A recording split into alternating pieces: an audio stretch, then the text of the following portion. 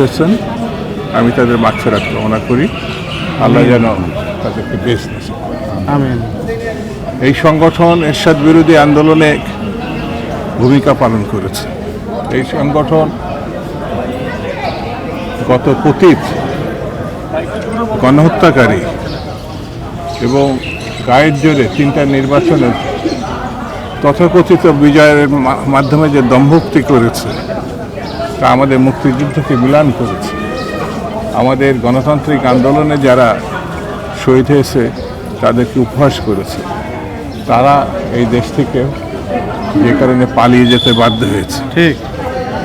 এই সংগঠন এখন যে আদর্শ উদ্দেশ্য নিয়ে এতদিন প্রতিষ্ঠা হয়েছে, এগিয়ে গেছে, তারই প্রেক্ষিতে আজকে আমাদের জনাব তারেক রহমান প্রধানমন্ত্রী, বিএনপি ক্ষমতাসীন একটি রাজনৈতিক দল।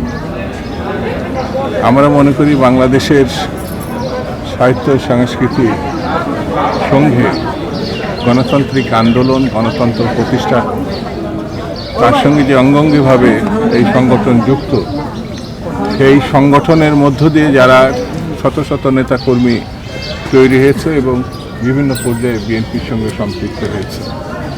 বন্ধুরা, আমি এই সংগঠনের পূর্ণবার শ্রীবৃদ্ধি এবং অগ্রগতি প্রত্যাশা করছি।